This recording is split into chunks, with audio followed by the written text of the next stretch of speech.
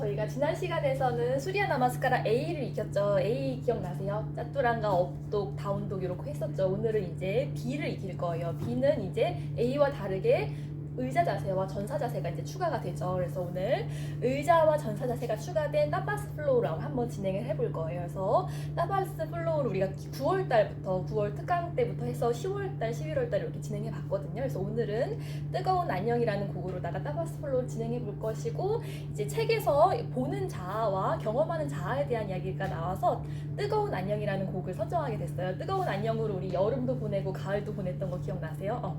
그래서 뜨겁다라는 것은 몰입한다라는 뜻을 담고 있죠. 경험한다라는 뜻을 담고 있고, 안녕은 거리를 둔다, 관조한다, 본다라는 뜻을 담고 있죠. 그래서 이러한 것을 요가에서는 이제 센터링이라고 불러요. 경험하는 동시에 볼 수 있는가, 이것을 바로 또 마음의 힘이라고 부르죠. 그래서 우리 함께 읽는 책 내면 소통에서도 그 마음 근력에 대한 이야기를 나누고 있어요. 행위하는 동시에 볼 수 있는지에 대한 이야기를 나누면서 4장의 소주제가 내가 나를 변화시킨다는 것에 대한 이야기를 하고 있어요. 그래서 우리 3장에서의 환상은 무엇이었죠?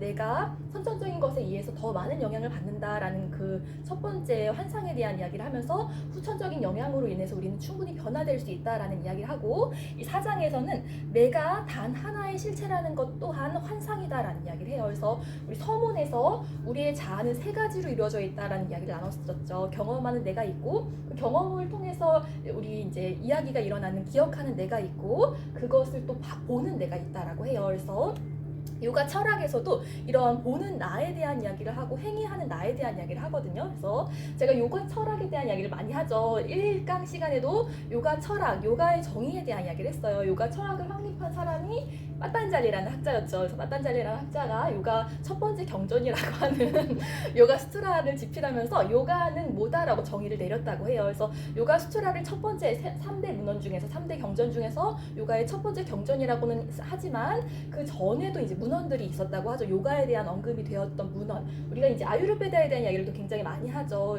우리의 체질을 크게 3가지로 분류하는데 이 아유르베다는 베다 시대 때의 문헌이라고 해요. 그래서 가장 요가 초기 문헌이라고 하는 베다 시대 때도 이러한 보는 자에 대한 언급이 되고 있다고 해요. 근데 베다는 워낙에 문헌이 방대하다 보니까 뭐 아유르베다 뭐 따이띠리 베다 이렇게 굉장히 많다 보니까 요가의 경전으로는 치지 않지만, 베다 시대 때는 그런 보는 자, 신성한 자아가 자연 안에만 있다고 사람들이 믿어왔다고 해요. 그래서 그러한 것을 기리기 위해서 제사 문화가 있었었죠.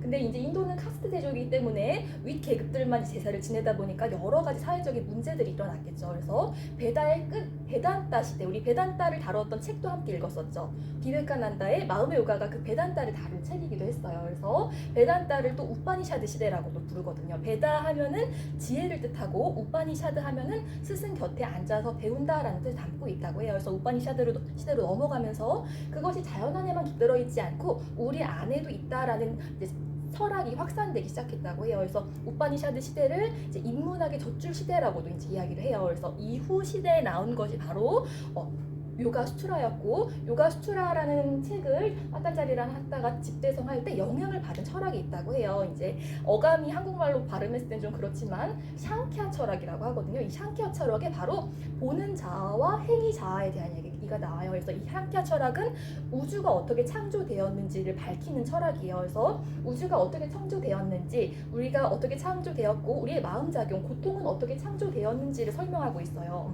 이것은 푸르샤, 보는 내가 있고, 뿌라그리티, 경험하는 내가 있는데, 이 2개가 별개로, 우리가 별개로 인지할 수 있다면 마음도 창조되지 않았고 우주도 창조되지 않았을 텐데, 얘네 2개가 서로가 서로인지 혼동하면서부터 모든 것이 창조되었다고 이야기하는 게 바로 샹캬 철학이고, 샹캬 철학에서는 3가지가 이제 탄생이 되었다고 해요. 얘네 2이가 혼동되면서 내가 몸인지 마음인지 분리하지 못하는 마음으로 인해서 첫 번째 작용, 부띠, 판단하는 마음이 올라왔고, 2번째 마음작용, 마나스, 감정, 마음작용이 올라왔고, 3번째 아함까라, 이 책에서도 이제 에고, 자의식에 대한 이야기를 많이 하고 있어요. 에고는 환상이다, 우리가 지어낸 어떤 스토리텔링에 불과하다라는 이야기를 계속해서 나누고 있거든요. 그래서 요가에서 바로 찌따 브리띠 니로다 할 때 그 찌따가 요 3가지 마음작용을 이야기한다고 해요.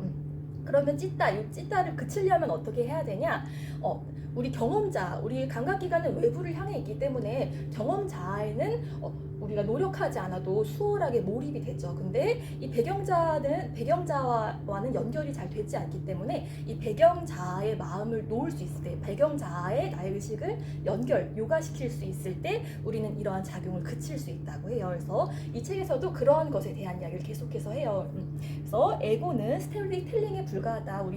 우리의 뇌는 관계를 생존으로 여긴다고 했었죠. 그래서 관계 안에서 상처를 받으면 뇌가 마치 몸살 걸린 것처럼 반응을 한다고 해요. 그래서 관계를 어떤 이제 생존으로 여기기 때문에 우리는 관계를 맺어 나가기 위해서라도 스토리텔링을 그칠 수 없게 된다고 해요. 그치지 못하게 된다고 해요.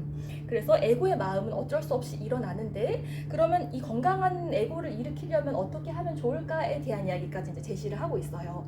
바로 나 스스로 나에게 좋은 스토리텔링을 하면 우리는 건강한 마음 근력을 키울 수 있다라는 이야기를 해요. 그래서 좋은 말을 많이 하는 요가가 있죠. 또 만트라 요가가 있어요. 그래서 오늘 내가 나로 하여금 자주 던지는 관념은 어떠한 관념인지 한번 인지해보고 또 건강한 에고의 마음까지 일으켜보는 만트라 요가도 한번 진행해 보도록 할게요.